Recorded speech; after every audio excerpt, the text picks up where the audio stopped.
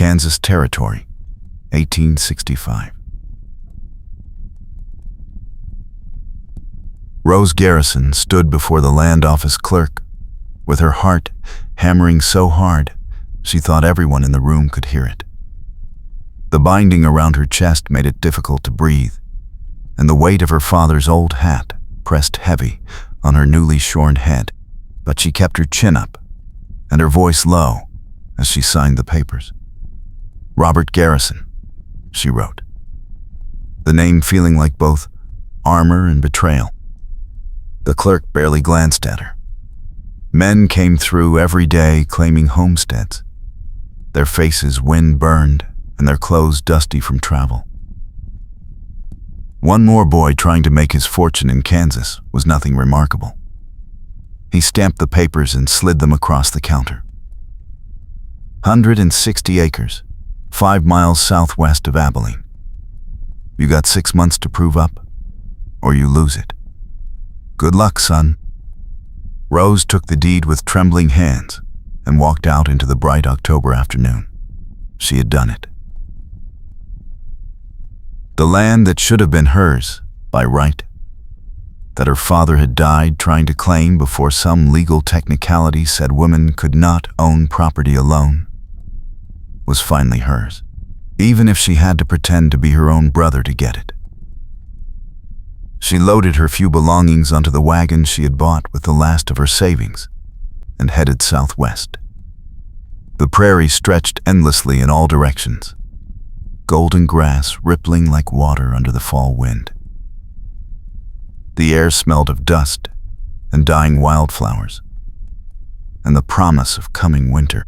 She had 6 months to build a cabin, break ground, and prove she could work this land.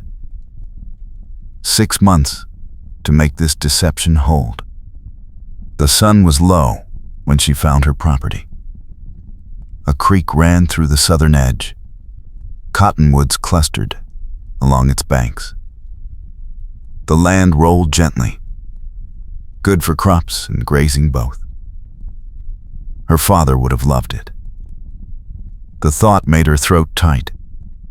She was unhitching the wagon when she heard the horse approach. Rose turned, one hand instinctively moving to the rifle propped against the wagon wheel. A man sat astride a big bay gelding, watching her with an expression she could not read. He was maybe in his mid-30s, tall and broad-shouldered, with dark blonde hair that needed cutting and gray eyes that seemed to see right through her disguise. He wore work clothes like hers, dusty and well-worn, and sat his horse with the easy confidence of someone who had been born in a saddle. "You the new homesteader?" His voice was deep and quiet. Rose cleared her throat, pitching her voice as low as she could manage. "Robert Garrison. This is my claim. Gabriel Daniels. I have the ranch just north of here." He tilted his head slightly, studying her in a way that made her skin prickle with unease. "You planning to build before winter sets in?" "That is the idea." "You picked good land. Creek never runs dry, even in summer. But you should know, there have been some trouble with claim jumpers in this area. Men who think an empty homestead is fair game." His gray eyes stayed on her face, steady and measuring. "A young man alone might want to be careful. I can take care of myself." Something that might have been amusement flickered across his weathered features. "I am sure you can. All the same, if you need help with the cabin raising, my ranch is just over that rise. I owe your father a debt." Rose froze. "You knew my father?" "Met him in Abilene, a few months back. He mentioned he was trying to claim land out this way. Said he had a daughter back east he was doing it for." Gabriel's expression softened slightly. "I was sorry to hear about his passing. He seemed like a good man." Her carefully constructed disguise felt suddenly paper-thin. But Gabriel just touched the brim of his hat and turned his horse. "Welcome to Kansas, Miss Garrison."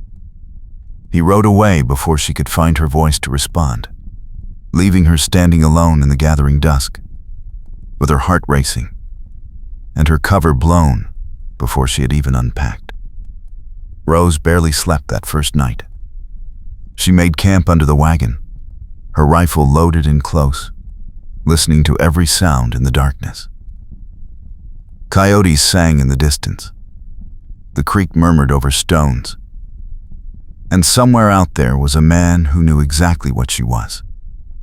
When dawn broke cold and gray, she was already up, building a fire and heating coffee in her father's battered pot. She had work to do. If Gabriel Daniels planned to expose her, there was nothing she could do about it. But she would not waste time worrying. She would build her cabin and prove up this claim. And if the land office tried to take it away, she would fight. She spent the morning pacing out where the cabin would sit, marking corners with stakes. The work was harder than she had expected. Her muscles, unused to this kind of labor, protested every movement. But she kept at it, determined. Around midday, she heard horses. 3, this time. Rose straightened, shading her eyes against the sun. Gabriel rode in front, leading a pack horse loaded with lumber. 2 other men flanked him, both younger, both watching her with curiosity. "Figured you could use some help," Gabriel said as they dismounted. "This is Tom and Jesse. They work for me. We brought lumber and tools." Rose wanted to refuse, wanted to send them away and do this herself. But pride was a luxury she could not afford, and winter was coming fast. "I appreciate it, but I cannot pay you." "Did not ask you to." Gabriel started unloading boards. "Your father and I talked about partnering on a cattle drive, come spring. Figured I still owe him that consideration. And since he is gone, the debt passes to you." The other men had already started measuring and cutting. Rose found herself swept up in the work, following Gabriel's quiet instructions. He did not treat her any different than he treated Tom or Jesse. Did not coddle or patronize. Just showed her what needed doing and expected her to do it. By sunset, they had the frame up. The cabin was taking shape, small but solid. Gabriel's crew packed up their tools as the light faded. "We will be back tomorrow," Gabriel said. "Should have the walls up by week's end if the weather holds."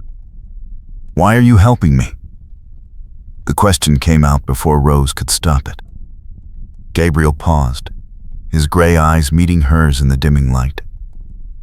"Because you have got courage, and this land does not give anything easy to anyone. Because your father asked me to look out for his daughter if anything happened to him. And because..." He hesitated, then continued quietly. "Because I know what it is like to lose everything and have to start over. Sometimes we all need help." Over the next week, Rose learned more about building than she had known was possible to learn. Gabriel was a patient teacher, showing her how to notch logs, how to pack chinking, how to frame a door. His hands were scarred and calloused from years of hard work, but they moved with surprising gentleness when he demonstrated a technique. Tom and Jesse treated her like any other green homesteader, teasing her when she made mistakes, but quick with encouragement too. Only Gabriel seemed to see past the disguise, though he never mentioned it directly. He just adjusted his teaching to account for her smaller frame and different strength, finding ways for her to accomplish the work without making her feel weak. The cabin walls went up. The roof followed. By the end of the second week, she had a home. Small and rough, but solid. Gabriel's crew fitted the door and helped her move her few belongings inside. "You will need a stove before the cold sets in hard," Gabriel said, surveying the single room with a critical eye. "And more supplies. Winter comes fast out here. I will manage." Rose had maybe $20 left to her name, and that had to last until spring. Gabriel studied her for a long moment. "My wife died 3 years ago. I still have her things in the attic. Practical things, clothes and blankets and such. You could use them. She would have wanted someone to." The offer was so unexpected, so kind, that Rose felt her eyes sting. "I could not." "You can and you will. Pride does not keep you warm when the temperature drops below 0. His voice was firm, but not unkind. "I will bring them by tomorrow." He left, before she could argue further. Rose stood in the doorway of her new cabin, watching him ride north toward his ranch, and wondered how she had gotten so lucky as to have him for a neighbor. That night, she allowed herself to take off the binding for the first time in weeks. Her ribs ached from the constant pressure. She washed in the cold creek water and put on a clean shirt, one of her father's old ones that hung loose enough to be comfortable. For just a little while, in the privacy of her own home, she could be herself. She was making coffee the next morning when Gabriel arrived with a wagon full of supplies. Not just his wife's things, but food, a small stove, tools, nails, rope, more than she could ever repay. "Gabriel, this is too much." "It is what neighbors do." He started unloading. "Besides, I need someone to keep an eye on this section. The claim jumpers have been getting bolder. Having another homesteader here makes both our properties safer." They worked together to set up the stove, fitting the pipe through the roof. The small cabin filled with warmth for the first time. Gabriel showed her how to manage the damper, how to keep the fire safe through the night. "There is something you should know," he said as they finished. His voice had gone serious. "The claim jumpers in this area, they are organized, led by a man named Mordecai Ramsey. He has been trying to build an empire by running off homesteaders and buying up their failed claims for nothing. He is not going to like having new settlers here. I can protect myself. I am sure you can. But Ramsey does not play fair. He burns crops, kills livestock, threatens families. And he has the local land agent in his pocket, so legal complaints go nowhere." Gabriel's gray eyes were steady on hers. "I am just saying, be careful, and if you see his men around, you ride to my place immediately." "Why would he target me? I have nothing worth taking yet." "Because you are here, and you are in his way. That is reason enough for men like him." Gabriel moved toward the door, then paused. "And Miss Garrison? The disguise might work on most folks, but it will not work on Ramsey if he looks close. Men like him, they notice things. You might want to think about that." November came in cold and gray. Rose worked from dawn to dusk, breaking ground for a spring garden, cutting firewood, learning to manage the stove and keep the cabin warm. Gabriel stopped by every few days, always with some excuse. Checking her stovepipe, bringing news from town, teaching her to shoot straighter. It was during one of these visits, while they sat by her stove drinking coffee, that she finally asked the question that had been burning in her mind since the day they met. "Why did you not expose me? You could have gone to the land office, told them I was a woman. They would have invalidated my claim." Gabriel was quiet for a long moment, staring into his coffee cup.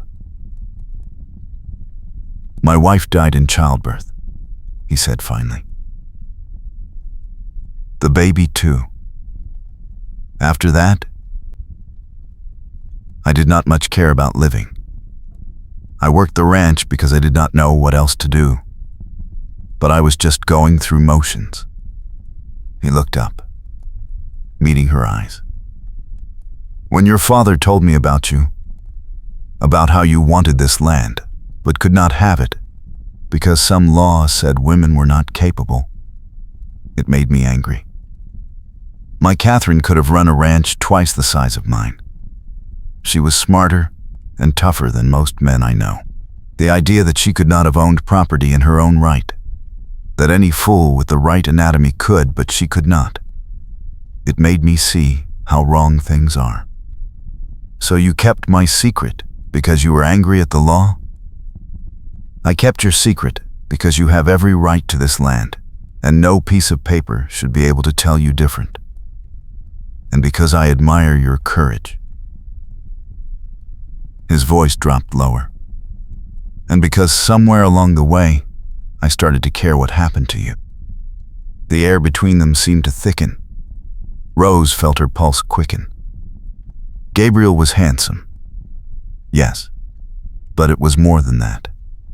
He was kind and steady, and saw her as a person, not just a woman who needed protection or a disguise that needed exposing. He made her feel like herself for the first time since her father died. Gabriel, she started, not sure what she meant to say. The sound of horses cut through the moment. Multiple horses, moving fast. Gabriel was on his feet instantly, his hand going to the gun at his hip. Stay inside. He stepped out onto the small porch. Rose grabbed her rifle and followed, refusing to hide. 5 men sat their horses in a semicircle around her cabin. The leader was older, maybe 50, with cold eyes and a smile that did not reach them. She knew without being told that this was Mordecai Ramsey. Well, Gabriel Daniels. Heard you were helping out the new homesteader. Ramsey's voice was smooth and pleasant, which somehow made it more threatening. Thought I would come introduce myself. Name is Mordecai Ramsey. I own most of the land around here. You do not own this land, Rose said, keeping her voice low and steady. I have the deed. For now. Ramsey's smile widened. But winter is coming, boy. Hard to keep a claim when your cabin burns down or your livestock disappears. A lot of homesteaders decide it is not worth the trouble and sell out cheap. I am always happy to make a fair offer. I am not selling. We will see. Ramsey's eyes slid to Gabriel. You should not be encouraging this foolishness, Daniels. Bad enough. You would not sell your ranch when I made you a generous offer. But now, you are helping every green kid who thinks they can make it out here? That is not neighborly.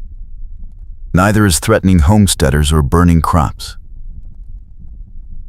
Gabriel's voice was cold. Why don't you and your boys ride on, Ramsey? There is nothing for you here. Actually, there is something I have been curious about. Ramsey leaned forward in his saddle, studying Rose with an intensity that made her skin crawl. That is a mighty young face for a homesteader, and awful delicate hands for someone who is supposed to be breaking sod.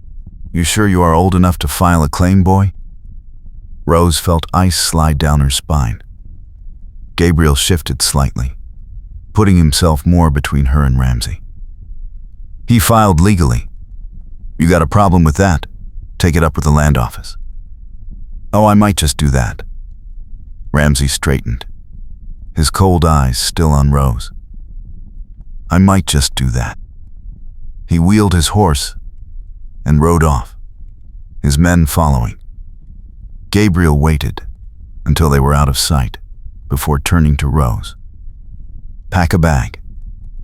You are staying at my ranch until this blows over. I will not run. It is not running, it is being smart. Ramsey is dangerous, and he is suspicious. If he digs into your claim and figures out the truth, he will use it against you. At my ranch, you will be safer. Gabriel's gray eyes were fierce with protectiveness. Please, Rose, let me help you. It was the first time he had used her real name, and the sound of it on his lips made something warm unfold in her chest. She nodded slowly. Just for a few days. Until we figure out what to do.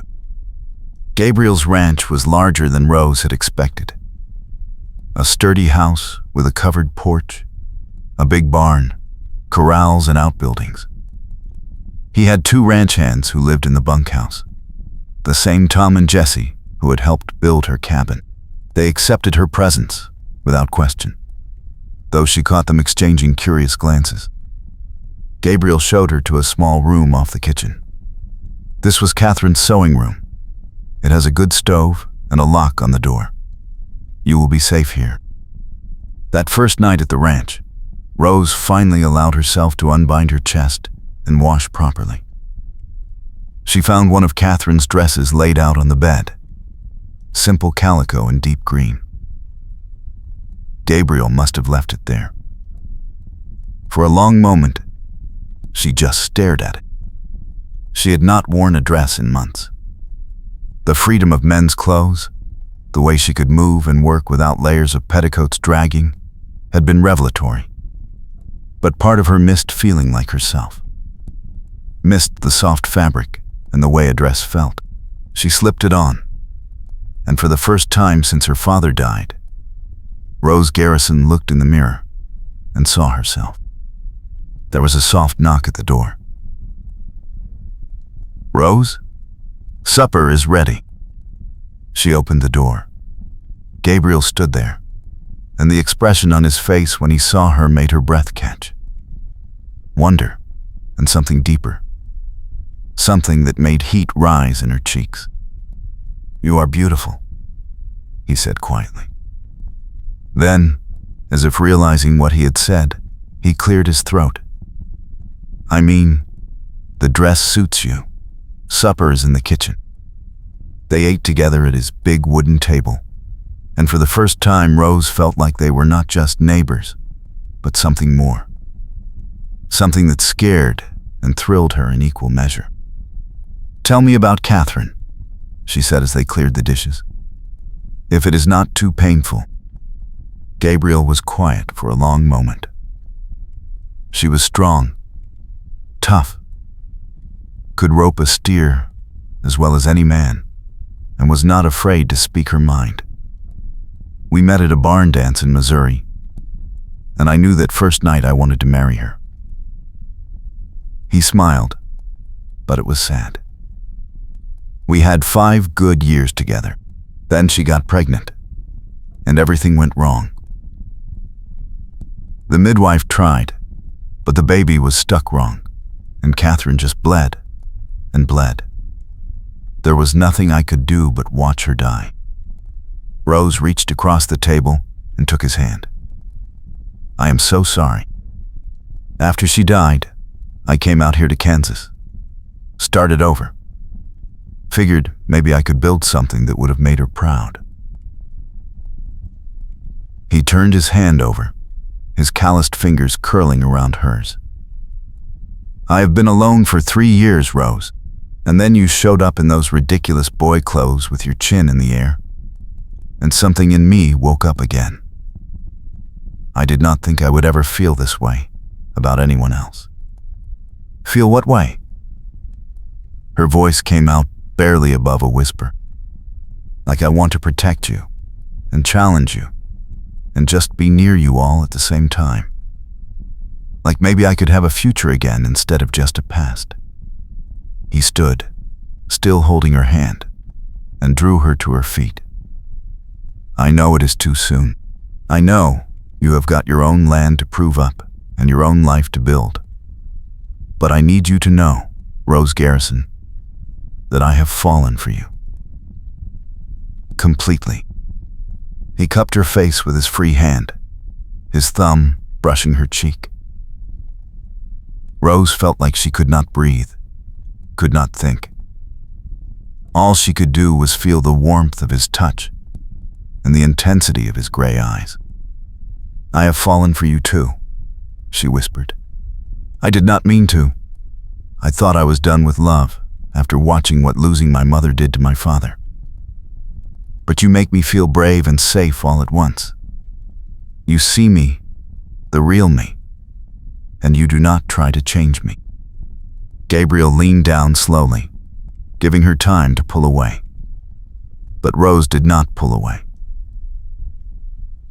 She rose on her toes and met his kiss halfway.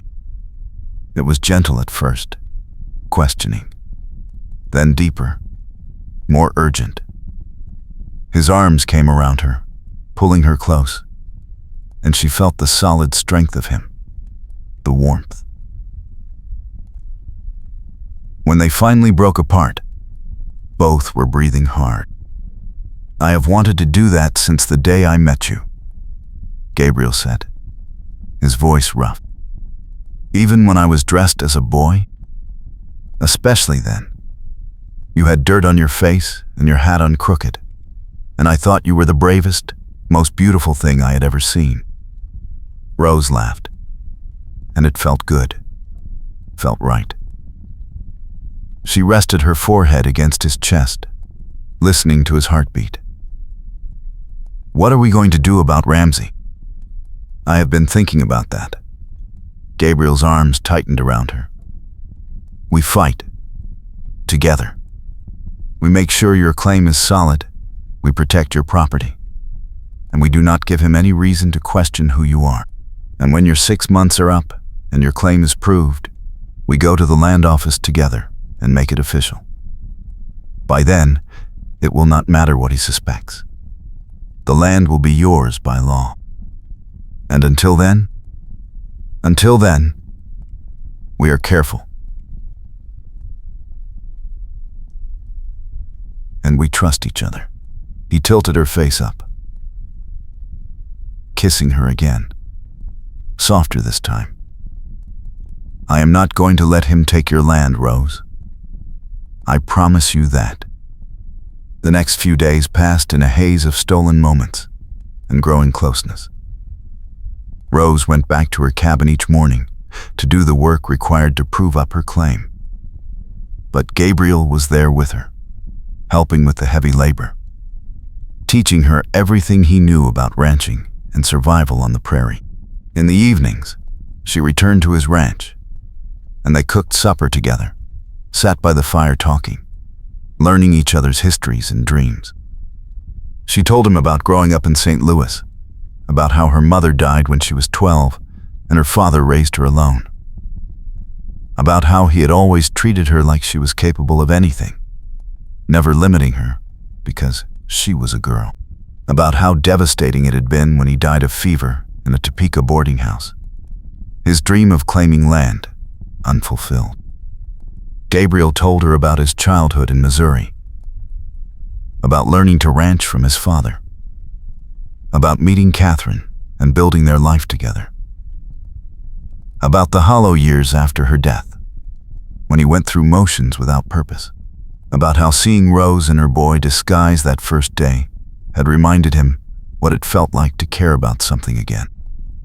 "I was attracted to you immediately," he admitted one night as they sat on his porch watching stars emerge. "I told myself I was just being a good neighbor, just honoring the promise I made to your father. But the truth is, I wanted to spend time with you. I wanted to see you smile, and every day I fell a little bit more." Rose leaned against his shoulder, feeling his warmth in the cooling night. "I tried so hard not to care about you. I thought I needed to be independent, to prove I could do it all alone. But you never made me feel weak for accepting help. You made me feel stronger. You are strong, the strongest woman I have ever known." Gabriel pressed a kiss to the top of her head. But strength does not mean doing everything alone. It means knowing when to trust someone else to stand beside you. It was perfect. Too perfect, perhaps.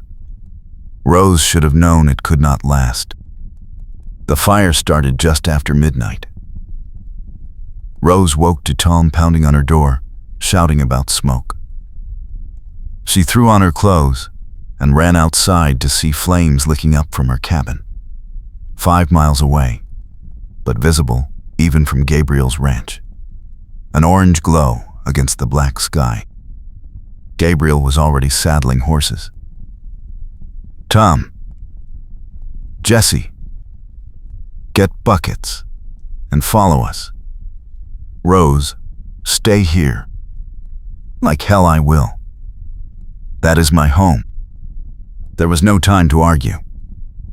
They rode hard through the darkness, but by the time they reached her property, the cabin was fully engulfed. The roof had already collapsed. There was nothing to save. Rose slid off her horse and just stood there, watching her home burn. All the work, all the hope, gone in less than an hour. Gabriel came up behind her, his hands on her shoulders. We will rebuild. I promise you, we will rebuild. Ramsey did this. Her voice sounded hollow even to her own ears. He is trying to run me off. Then we do not let him win. Gabriel turned her to face him. You still have the land. The deed is safe. We can rebuild the cabin in a week, and your claim will stand. But it was not just the cabin. When dawn came gray and cold, they found the rest of the damage. Her garden plot had been trampled. The few supplies she had stored in a lean-to were destroyed. And on a wooden stake driven into the ground near where her door had been, someone had left a note. Leave now, or next time it will be worse. Gabriel crumpled the note in his fist. His jaw tight with rage, Rose stared at the smoking ruins of her cabin, and something hard settled in her chest. She had lost her mother, then her father, then her dream of the life they had planned together. She would not lose this land too, not to a bully who thought he could take what he wanted through fear and fire. I am not leaving, she said quietly. Gabriel looked at her, and she saw both pride and worry in his gray eyes. I did not think you would. But we need to be smart about this. Ramsey is escalating. He burned your cabin to scare you off. And when that does not work, he will try something worse. Let him try. Rose felt the anger burning hotter than the embers at her feet. This is my land. My father died trying to give me a future, and I will not dishonor his memory by running away. Tom and Jesse had been circling the ruins, looking for any clue about who had set the fire. Jesse came back, shaking his head. Multiple horses, maybe 4 or 5 riders. They were careful not to leave clear tracks. It was Ramsey's men, Gabriel said. We all know it. But knowing and proving are different things. They spent the morning salvaging what they could from the destruction. The stove had survived, though the pipe would need replacing. A few tools. Some canned goods that had been stored in a root cellar Gabriel had helped her dig. Not much, but enough to start over. As they worked, Rose became aware of something that made her stomach clench. The binding she wore under her shirt had loosened during the night ride, and the 2 large men's shirts she had thrown on in her haste hung loose enough that it was obvious she was not what she appeared to be. Tom and Jesse had been carefully not looking at her all morning, which meant they had figured it out. Gabriel noticed her distress. He pulled her aside, away from the other men. They know, but they are good men, Rose. They will not say anything. How can you be sure? Because they have been working for me for 2 years, and I trust them. And because they saw how hard you worked to build this cabin, and they respect that. He squeezed her hand. But it does mean we need to be even more careful. If word gets back to Ramsey that you are a woman, he will use it. They rode back to Gabriel's ranch in silence, all of them exhausted and reeking of smoke. Gabriel called Tom and Jesse into the house, while Rose washed up at the pump. When she came inside, both men were standing awkwardly in the kitchen. Tom was maybe 25, tall and lanky, with sun-bleached hair. Jesse was younger, stocky and dark, with a scar on his chin. Both of them looked uncomfortable. "Miss Garrison," Tom started, then stopped, unsure how to continue. "I know what you were going to say," Rose interrupted. "You figured out I am not Robert Garrison. I am his sister, Rose, and I filed a false claim. You could report me to the land office and I would lose everything." "We are not going to do that," Jesse said quickly. "We just wanted you to know. Your secret is safe with us." "Right, Tom?" Tom nodded. "Right." Gabriel explained about your situation, about how the law would not let you claim the land even though it was rightfully yours. That is not right, if you ask me. My ma raised me and my 3 brothers alone after Pa died, and she was tougher and smarter than any man I ever met. Would have made a fine rancher if the law had let her. Rose felt her eyes sting. "Thank you, both of you." "Besides," Jesse added with a slight grin, "you are a better shot than Tom. Anybody who can outshoot him deserves to keep their land." The tension broke. They all laughed, and Rose felt some of the weight lift from her shoulders. She was not alone in this. She had allies, people who would stand with her. Over the next week, they rebuilt. Gabriel brought lumber from his own stores. Tom and Jesse worked alongside them from dawn to dusk. Even some of the other homesteaders in the area came to help when they heard what had happened. The frontier was hard on everyone, and people understood the value of neighbors who helped each other survive. The new cabin went up faster than the first. It was a little bigger this time, with a proper loft for sleeping, and a stone fireplace that Gabriel insisted would be safer than just the stove. Rose worked until her hands bled and her muscles screamed, but she did not stop. Every board she nailed in place was a declaration that she was staying, that Ramsey had not won. Gabriel worked beside her, their hands brushing as they passed tools, their eyes meeting over work that needed doing. At night, when the others had gone back to the bunkhouse or their own claims, Gabriel and Rose would sit by the fire and just be together. Sometimes they talked. Sometimes they kissed. Long, slow kisses that made Rose forget about Ramsey and threats, and everything except the feel of Gabriel's arms around her. "When this is over," Gabriel said one night, his fingers tangled in her short hair, "when your claim is proved and you do not have to hide anymore, I want to court you properly. Dances and buggy rides and all the things we should be doing. I would like that." Rose traced the scar on his jaw. A thin white line she had learned came from a barbed wire accident. "Though I am not sure how good a dancer I am. I have been pretending to be a boy for so long, I might have forgotten how to be a lady." "You have not forgotten anything. You are still you, Rose. The clothes do not change that." He kissed her forehead, then her nose, then her lips. "I love you. I should have said it before, but I am saying it now.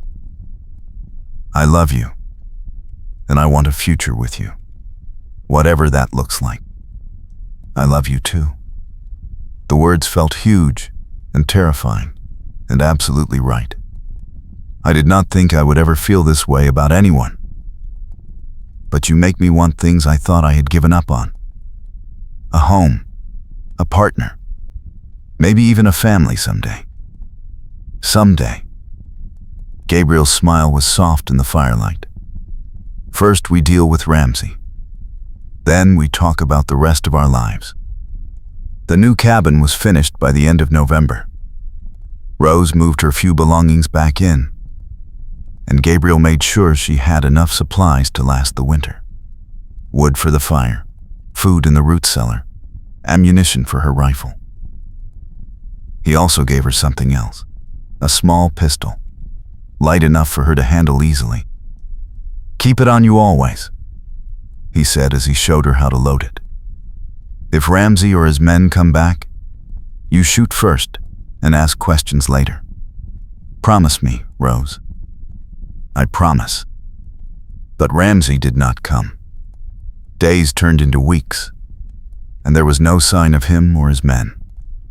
The silence was almost worse than the threats. Rose worked her land, preparing for spring planting, building fences, doing all the things required to prove up her claim. Gabriel was there every day, helping, teaching, just being present. December brought the first real snow, and with it a new worry. Rose had been so focused on rebuilding and proving her claim that she had not thought about how she would prove up when the 6 months were over. The law required that she appear before the land office as Robert Garrison, the name on the deed. But Gabriel's ranch hands knew the truth. And if they knew, how long before others figured it out? "We will deal with it when the time comes," Gabriel said when she voiced her concerns.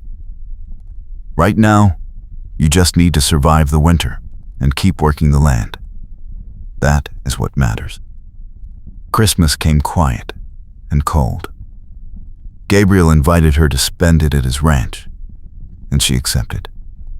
Tom and Jesse were there too, and they roasted a small turkey and shared a bottle of whiskey Gabriel had been saving. It was the first time since her father died that Rose felt like she was part of a family again. Late that night, after the others had gone to bed, Gabriel gave her a present wrapped in brown paper. Inside was a beautiful shawl, soft wool dyed deep blue. "Catherine made it," he said quietly. "She was working on it when she died. I thought you should have it." Rose held the shawl against her cheek, feeling the careful stitches, the love woven into every thread. "Are you sure?" "I am sure. Catherine would have liked you. You are both strong women who refuse to let the world tell you what you could not do." Gabriel pulled her close, the shawl between them. "She would want you to have something of hers. And I want you to know that loving you does not mean I loved her any less. There is room in my heart for both." "I know." Rose kissed him, tasting whiskey and smoke and home. "Thank you for everything. For seeing me, for believing in me, for loving me." They stood together in front of the fire, wrapped in Catherine's shawl, and Rose felt something settle deep in her bones. This was where she belonged. With this man, on this land, building a future they could share. January arrived with brutal cold and heavy snow. Rose spent most of her time keeping the cabin warm and caring for the few chickens Gabriel had given her. He came by every day, checking on her, bringing supplies, staying just long enough to make sure she was safe. The intimacy between them had deepened into something solid and enduring. The kind of love that did not need constant words or grand gestures.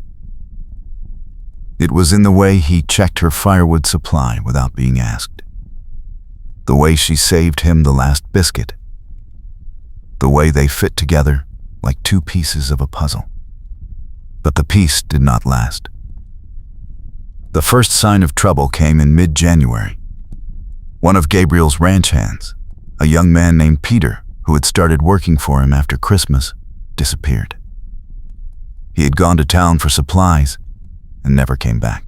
2 days later, they found his horse wandering loose, the saddlebags empty, and blood on the saddle. Gabriel organized a search party, and what they found made Rose's blood run cold.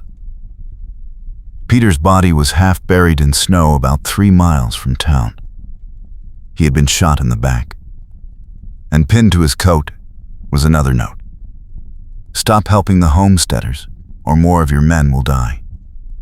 Gabriel stood over the body, his face carved from stone. Tom and Jesse stood nearby, their expressions grim. Rose had insisted on coming along despite Gabriel's protests, and now she wished she had listened. The sight of Peter's frozen face, his eyes still open in surprise, made her stomach heave. "This is my fault," she said, her voice shaking. "Ramsey is doing this because of me." "No." Gabriel's voice was hard as iron. "Ramsey is doing this because he is a murdering bastard who thinks he can take what he wants. This is not your fault, Rose. This is on him." They brought Peter's body back to town and reported the murder to the sheriff. But the sheriff, a round-faced man named Cooper, who seemed more interested in his lunch than justice, barely looked at the note. "Could have been anyone," he said, pushing the note back across his desk. "A lot of dangerous men on the frontier. Without witnesses, there is nothing I can do. Ramsey has been threatening homesteaders for months," Gabriel said, his voice dangerously quiet. "He burned down Miss Garrison's cabin. He killed my ranch hand. And you are saying there is nothing you can do?" "I am saying I need evidence, Daniels, not suspicions." Sheriff Cooper leaned back in his chair, his expression making it clear the conversation was over. "You want justice, you bring me proof. Otherwise, I suggest you tell your people to be more careful." Outside the sheriff's office, Gabriel's hands were clenched into fists. "He is on Ramsey's payroll. Has to be. No honest lawman would ignore murder." "So what do we do?" Rose asked. "We cannot fight Ramsey alone. He has too many men." "We are not alone. There are other homesteaders, other ranchers who are tired of Ramsey's threats.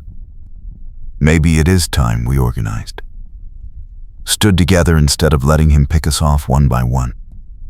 Over the next few weeks, Gabriel reached out to every homesteader and small rancher in the area. Some were afraid to get involved, but others, those who had lost crops or livestock or family members to Ramsey's intimidation, were ready to fight back. They held a meeting at Gabriel's ranch on a gray February afternoon. 15 men and 3 women crowded into his front room. Rose attended as herself, no longer bothering with the boy disguise among these people. Most of them knew the truth anyway, and those who did not quickly accepted it. They had bigger problems than who owned which piece of land. A rancher named Bill Hayes spoke first. "Ramsey tried to buy my place last year. When I refused, my cattle started disappearing. Lost 30 head before I gave in, and sold to him for half what the land was worth. I have been working for wages ever since. He burned my barn," a woman named Martha Stevens said.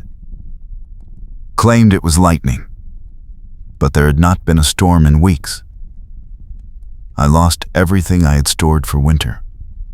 Nearly starved before my brother took me in. Story after story, all the same. Ramsey wanted their land, and he would do anything to get it. The question was what they could do to stop him. We need evidence, Gabriel said. Something we can take to the territorial governor, over Sheriff Cooper's head. If we can prove Ramsey is behind the fires and murders, they will have to investigate. And how do we get that evidence? Tom asked. Ramsey is not going to confess.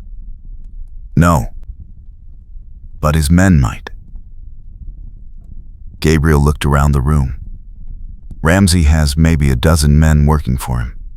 Not all of them are loyal. Some are just hired guns who will work for whoever pays most.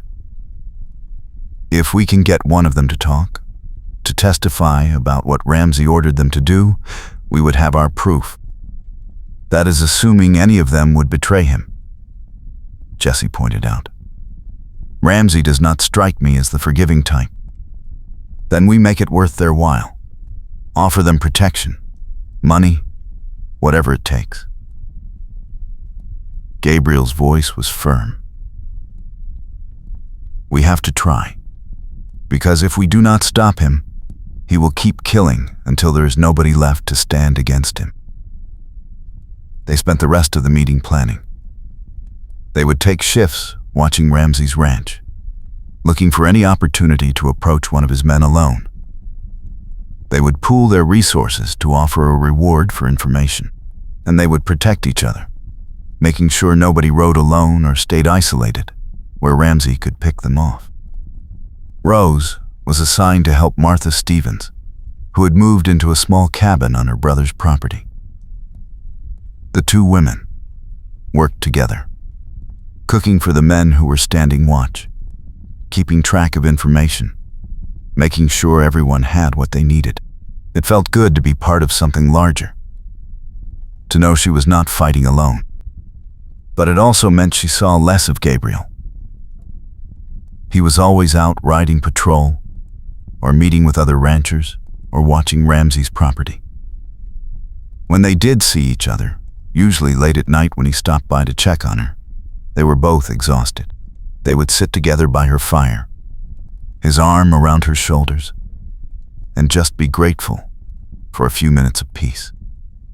When this is over, Gabriel said one night, I am going to take you to a real town, someplace with restaurants and shops and a proper hotel. We will get a room with a real bed and sleep for about 3 days. Rose laughed softly. That sounds like heaven. It does. He kissed the top of her head. I am sorry, Rose. I know this is not what you signed up for when you filed that claim.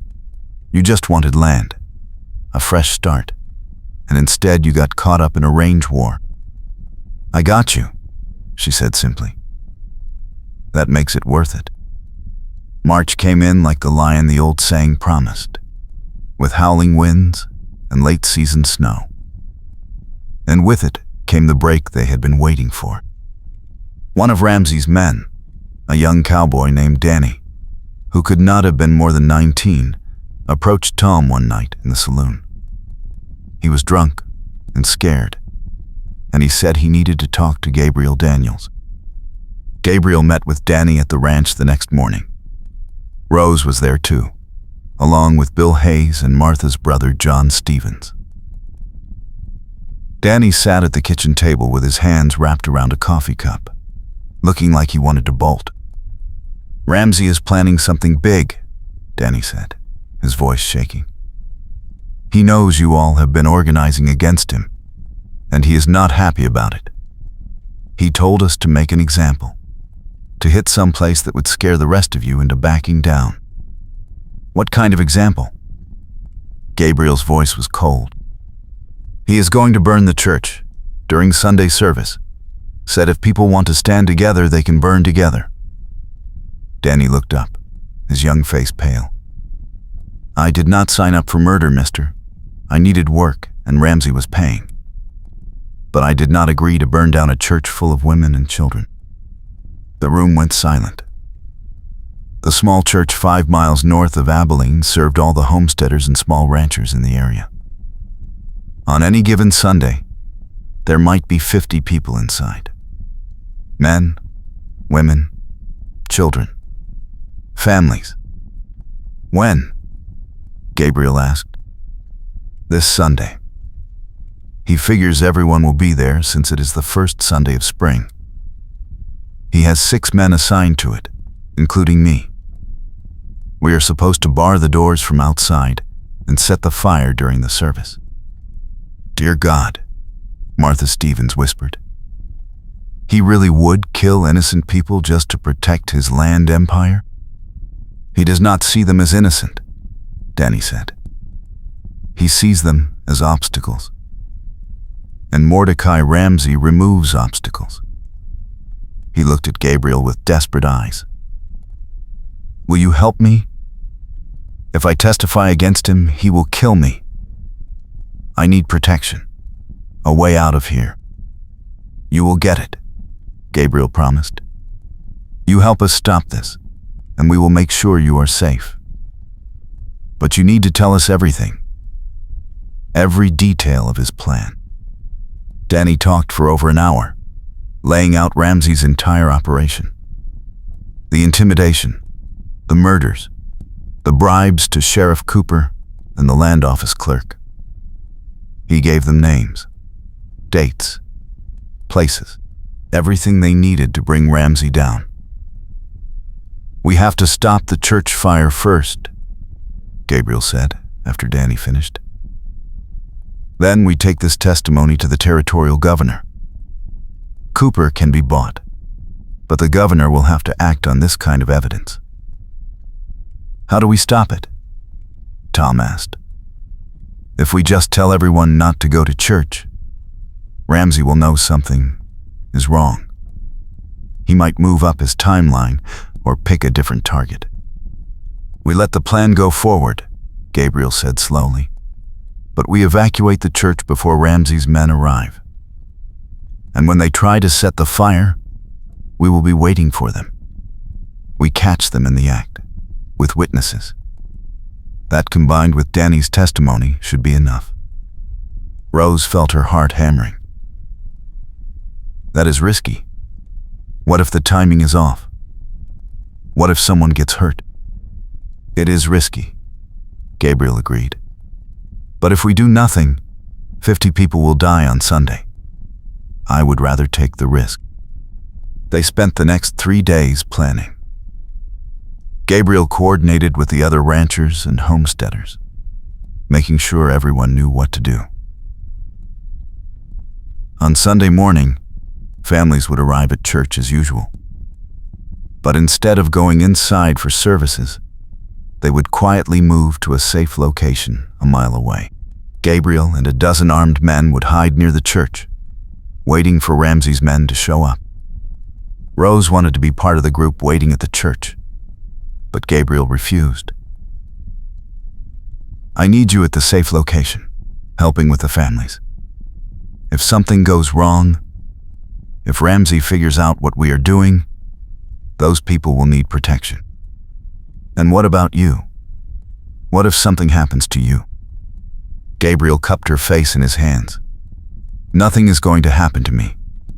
I have too much to live for now. He kissed her, deep and thorough. When this is over, Rose Garrison, I am going to marry you, if you will have me. Yes. The word came out choked with emotion. Yes, I will marry you. So you better come back to me. I will. I promise. Sunday morning dawned clear and cold.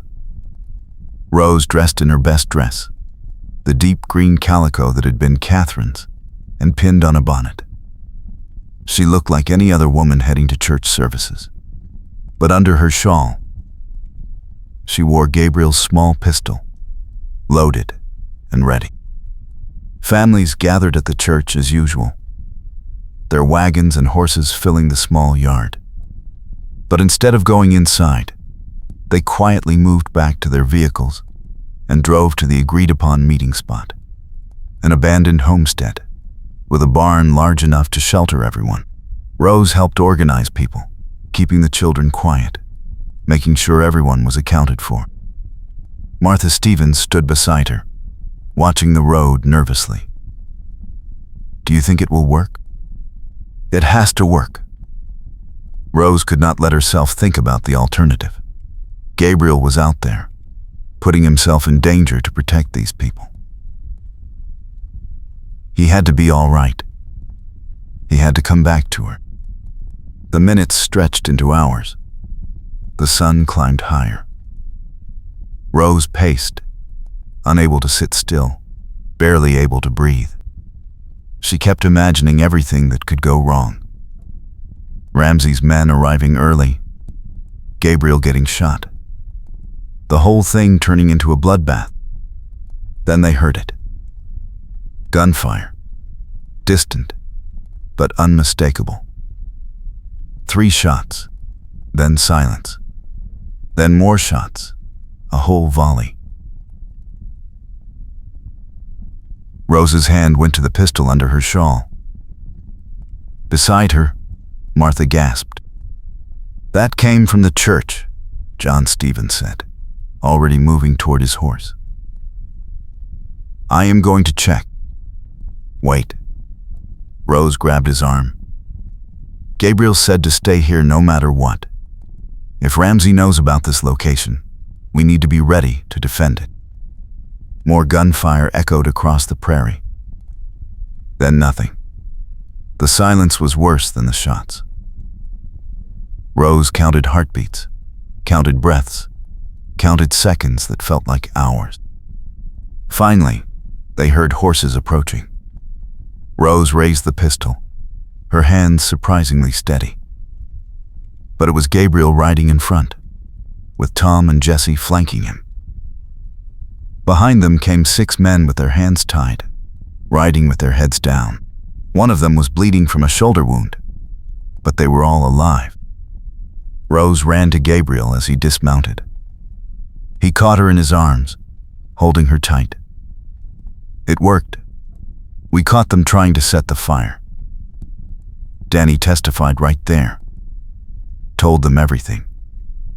3 of the others agreed to testify too, in exchange for lighter sentences. And Ramsey? Ramsey was not there. He sent his men to do the dirty work while he stayed safe at his ranch. Gabriel's jaw tightened. But with this many witnesses and Danny's testimony, we have enough to bring him in. The territorial marshal is already on his way. The relief was overwhelming. Rose buried her face in Gabriel's chest and just breathed him in, felt his heart beating strong and steady. He was alive. They had won. It was finally over. The next week was a blur of statements and legal proceedings. The territorial marshal arrived with a federal judge, and they took depositions from everyone involved. Danny testified about everything he had seen and heard while working for Ramsey. The other 3 men who had been caught at the church corroborated his story. Sheriff Cooper was arrested for taking bribes and obstructing justice. Ramsey himself was harder to catch. When the marshal arrived at his ranch to arrest him, he was gone. But they found evidence of his crimes everywhere. Ledgers showing payments to Cooper and the land office clerk. Maps marking homesteads he planned to acquire. Even a list of people he considered obstacles, with Rose's name near the top. "He will turn up eventually," the marshal told Gabriel. "Men like Ramsey always do.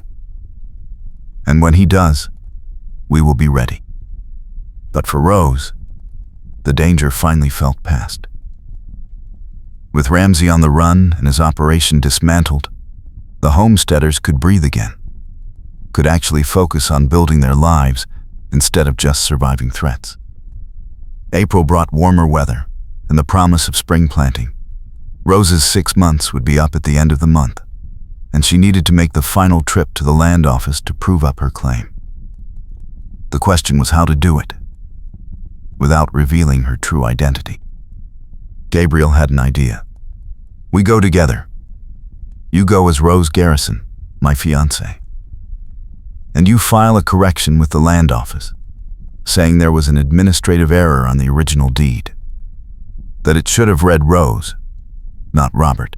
With Sheriff Cooper gone, and the new land office clerk wanting to make a good impression, they should accept it. And if they do not, then we fight it. We have Danny's testimony about Ramsey bribing officials. We have proof the system was corrupt. And we have 15 families who will testify that you worked this land, built a cabin, and earned this claim. Gabriel took her hand. One way or another, Rose, that land is going to be yours legally. On a warm morning in late April, Rose and Gabriel rode into Abilene together. Rose wore her best dress and had Catherine's blue shawl wrapped around her shoulders for courage. Gabriel rode beside her, solid and steady, his presence giving her strength. The land office had a new clerk, a middle-aged man named Garrison, who seemed eager to prove himself competent after the scandal with his predecessor. He listened carefully as Rose explained the situation, her voice steady despite her nerves. So you are saying the original deed was filed incorrectly? That it should have been Rose Garrison, not Robert? Yes, sir. My father intended to file the claim in my name, but he died before he could complete the paperwork. I filed in his memory, but in my grief, I made an error. The lie came easily now, smoothed by practice. I have worked the land for 6 months, built a cabin, and met all the requirements for proving up. Garrison looked at the papers, then at Rose, then at Gabriel. And you can vouch for this, Mr. Daniels? I can. I have watched Miss Garrison work her claim since last October. She has met every requirement, and then some. The land is hers by right. Garrison was quiet for a long moment, and Rose felt her heart sink. Then he picked up his pen. Given the recent revelations about corruption in this office, I think it is only fair that we correct any errors that may have occurred. I will need you to sign an affidavit about the circumstances, Miss Garrison. And there will be a small filing fee to update the records. But I see no reason why we cannot make this right. Rose felt tears prick her eyes. Thank you. Thank you so much. She signed the papers with shaking hands, paid the fee with money Gabriel had loaned her, and walked out of that office with a legal deed in her own name. Rose Garrison, landowner. No disguise, no pretense. Just the truth, finally recognized by law. Outside, Gabriel swept her up and spun her around, both of them laughing. You did it. The land is yours. Ours, Rose corrected. If you still want to marry me, everything I have is yours too. I still want to marry you. Today, tomorrow, whenever you say the word. Gabriel set her down but kept his arms around her. What do you say, Rose Garrison? Will you marry me properly? With a real proposal and a real answer? He went down on one knee right there on the boardwalk, in front of the land office and half of Abilene. Rose felt her cheeks heat, but she did not care. Let them all see. Let them all know. Yes, she said, her voice ringing clear. Yes, Gabriel Daniels, I will marry you. He stood and kissed her, deep and sweet, and the few people watching clapped and called out congratulations. It was perfect. Everything she had been through, all the fear and struggle and loss, had led her to this moment, to this man, to this life she was choosing with open eyes and an open heart. They were married a week later, in the same church that Ramsey's men had tried to burn. The whole community came, all the homesteaders and ranchers who had stood together against intimidation and won. Martha Stevens and her brother were there. Tom and Jesse stood up as witnesses. Even Danny came, though he was leaving for California the next day to start over somewhere Ramsey could never find him. Rose wore a dress Martha had helped her make. Simple white cotton with lace at the collar. Gabriel wore his best suit and looked so handsome it made her breath catch. They spoke their vows in front of everyone, promising to love and cherish, to stand together through whatever came. When the preacher said Gabriel could kiss his bride, he did so thoroughly, making several people laugh and whistle. Rose did not care. She kissed him back with all the love she felt, all the joy and relief and hope for their future. The celebration afterward was simple but heartfelt. They gathered at Gabriel's ranch, now their ranch, for a meal of roasted chicken and fresh bread and spring vegetables. There was music and dancing, though Rose still was not very good at it. Gabriel did not mind.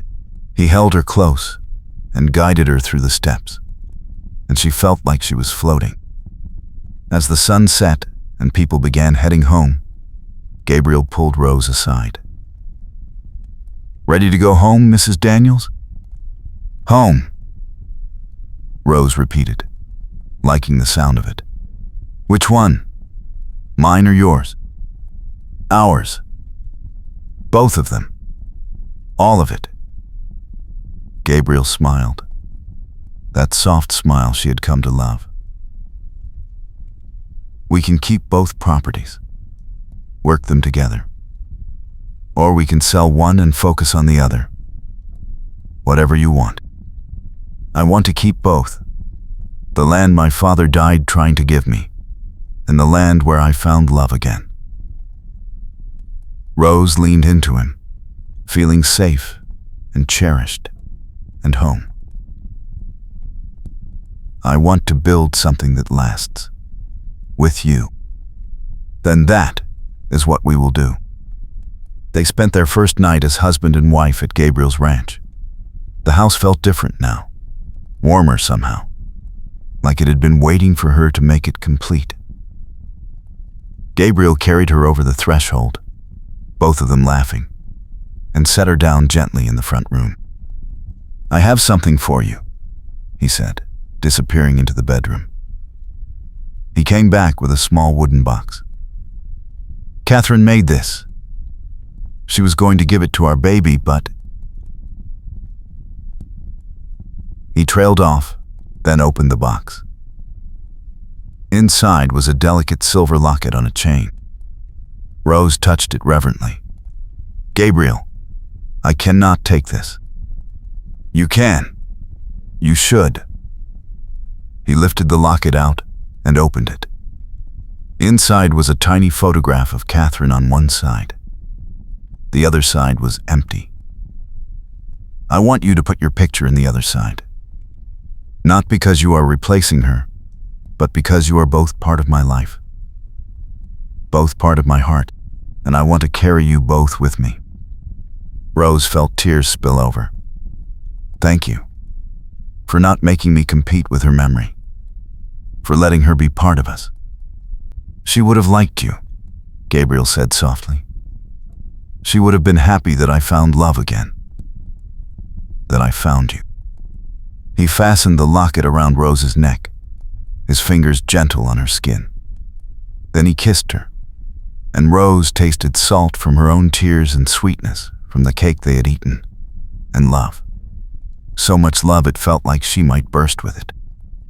Later, as they lay together in the big bed that had once been his alone, Gabriel's arms wrapped around her, Rose thought about everything that had brought her to this moment. Her father's dream, her desperate disguise, the fear and fire and fighting, and Gabriel, seeing through it all to the person she really was. "What are you thinking?" Gabriel asked, his voice drowsy. "That I am happy. That I did not think I could be this happy again after Papa died, but I am." Rose turned in his arms to face him. "That I love you more than I thought I could love anyone." "I love you too." Gabriel kissed her forehead. "We are going to have a good life together, Rose. I promise you that." They fell asleep tangled together, and for the first time in months, Rose did not dream of fire or loss. She dreamed of spring planting and cattle drives and children's laughter. She dreamed of a future that stretched bright and hopeful before them. The next morning, they woke to rain pattering on the roof. Gabriel made coffee while Rose cooked breakfast, and they ate together at the table that was now theirs. It was simple and ordinary and perfect. Over the next few days, they settled into a rhythm. They worked Rose's property in the mornings, planting her first crops, repairing fences, building up the homestead. In the afternoons, they worked Gabriel's ranch, managing the cattle, maintaining buildings, planning for the cattle drive that would happen in June. Tom and Jesse treated Rose like they had always treated her, with easy respect and friendship. They never mentioned the months she had spent disguised as a boy, and neither did anyone else. She was just Mrs. Daniels now, Gabriel's wife and partner, and that was all that mattered. News came in mid-May that Ramsey had been caught trying to cross into Missouri. He was being brought back to Kansas to stand trial for murder, arson, and corruption. Danny's testimony, combined with the evidence found at his ranch, was enough to ensure he would hang. "It is really over," Rose said when Gabriel told her the news. "He cannot hurt anyone anymore." "It is over." Gabriel pulled her close. "Now we can focus on living instead of just surviving." June brought the cattle drive Gabriel had been planning. He hired extra hands and set out with 200 head, bound for the railhead in Abilene. Rose stayed behind to manage both properties, and she found she liked the work, liked the responsibility and the challenge of keeping everything running. Martha Stevens came to stay with her while the men were gone, and the two women became close friends.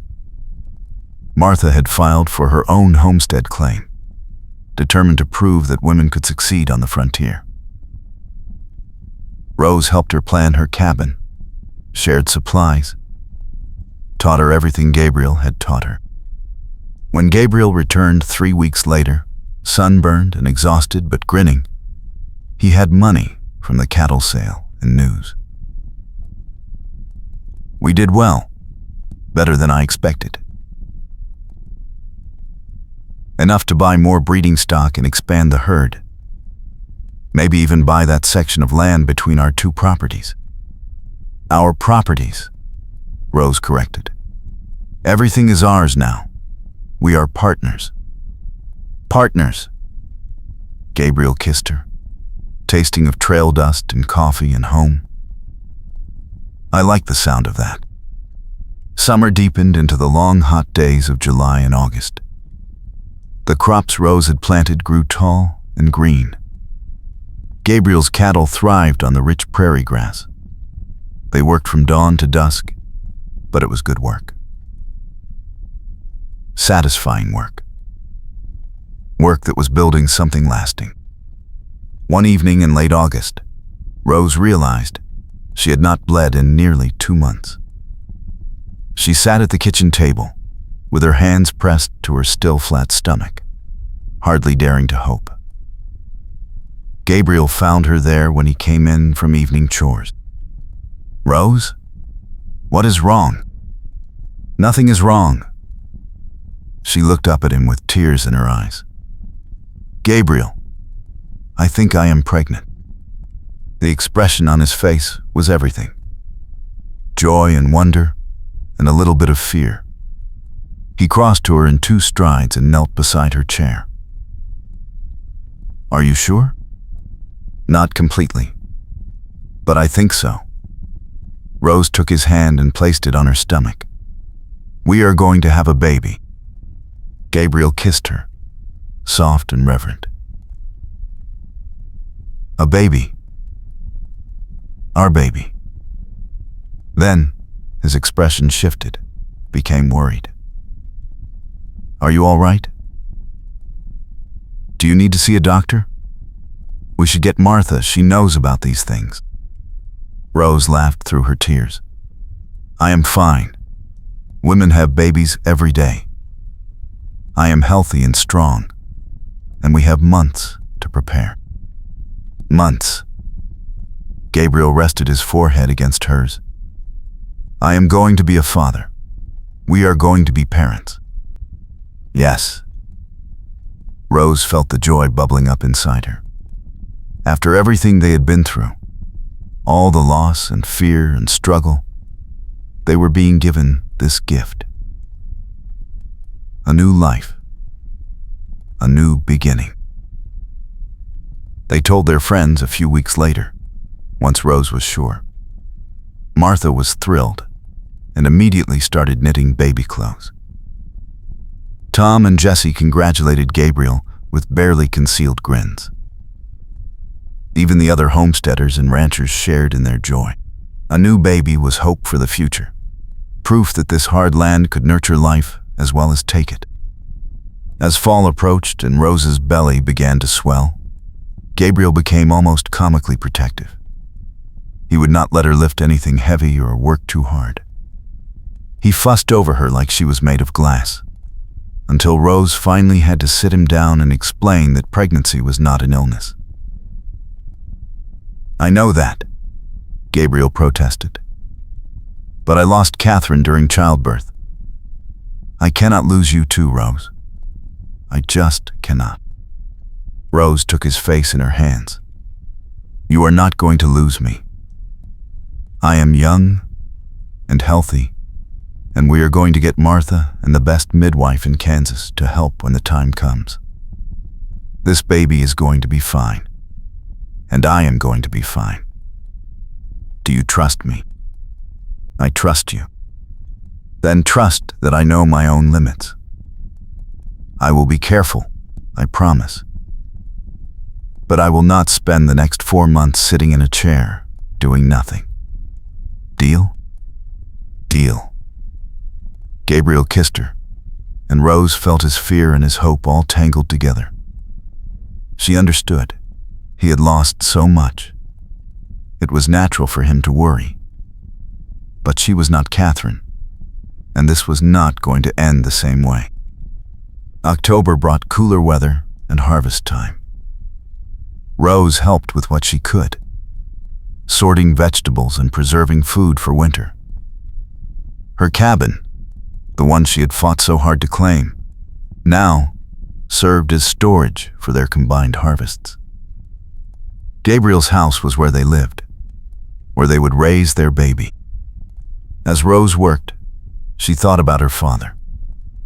How proud he would have been to see her now. Married to a good man.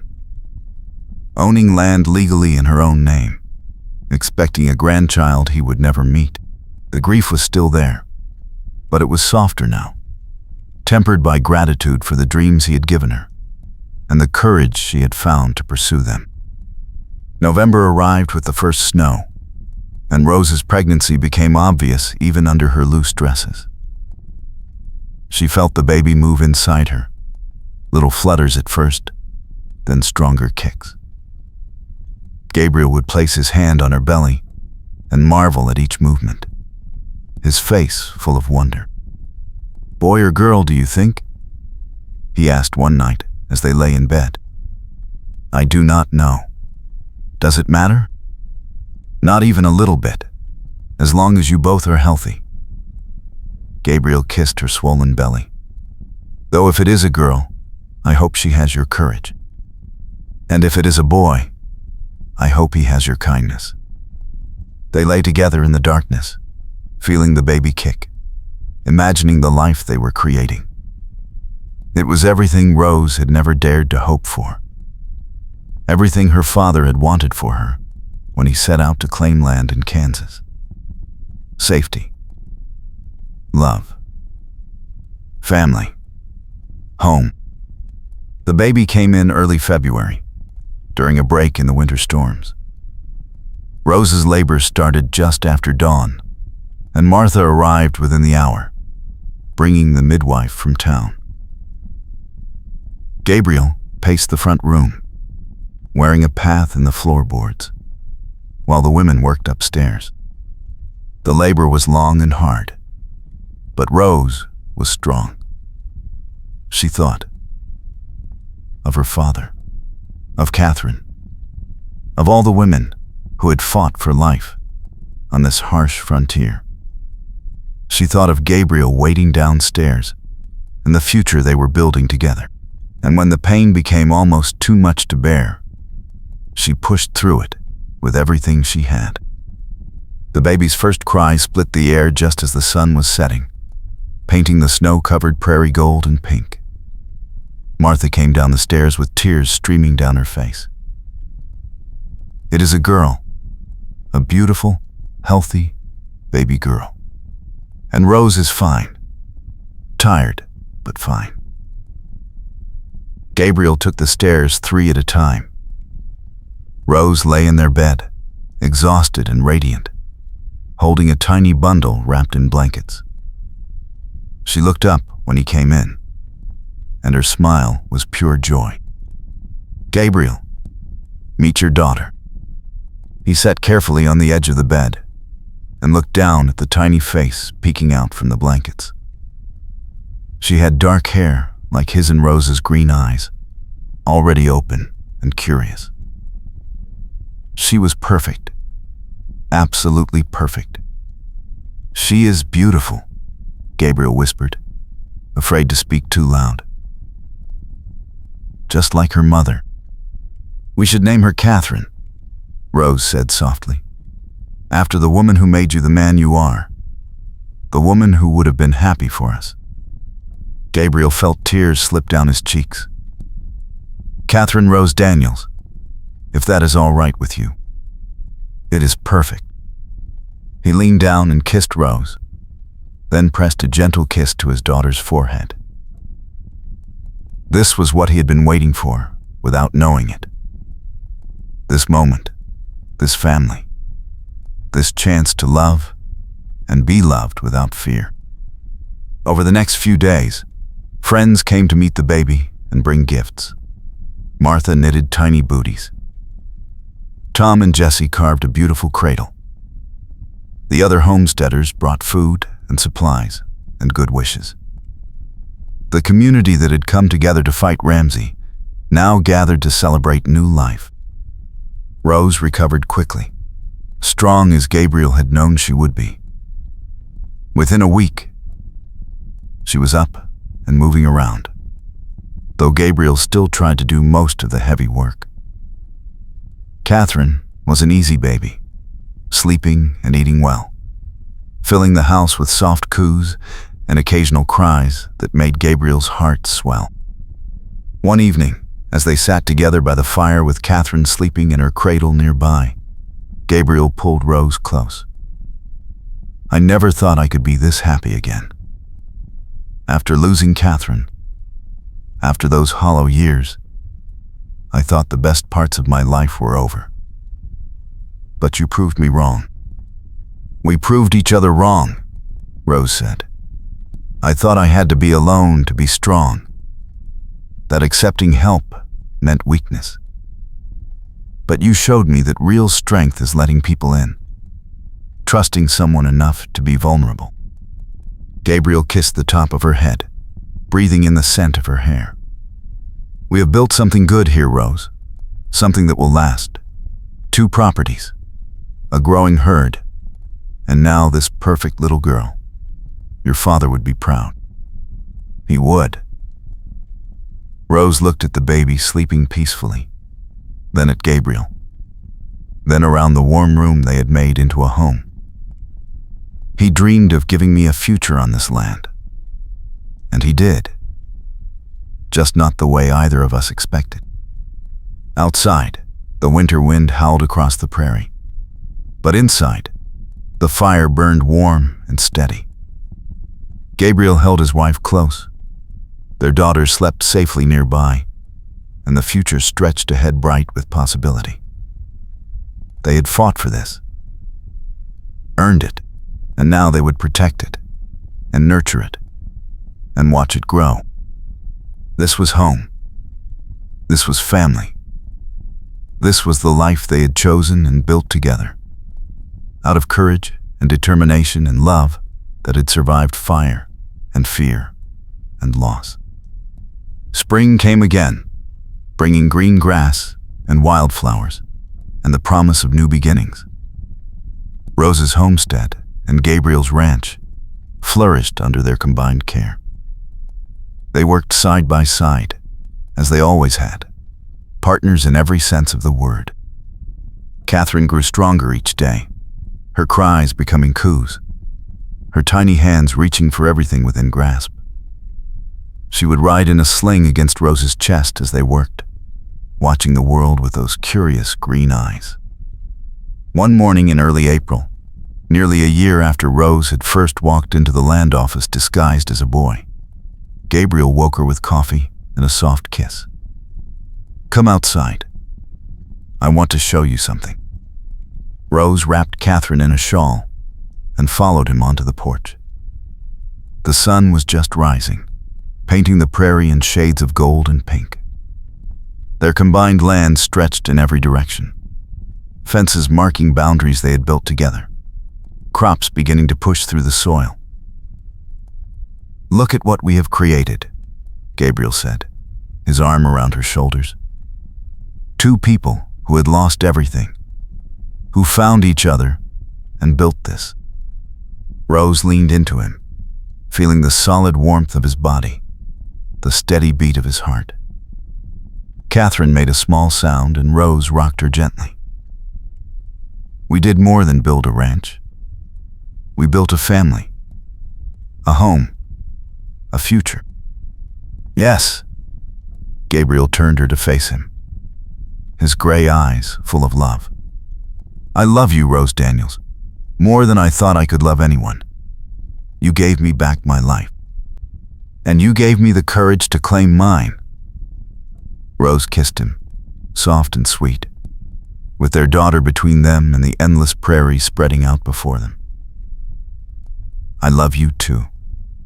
Always." They stood together on that porch, watching the sun rise over land they had fought for and won, over a future they had earned through courage and determination and love. The past had shaped them, with all its losses and pain. But the present was theirs, warm and bright and full of hope. And the future? The future was just beginning.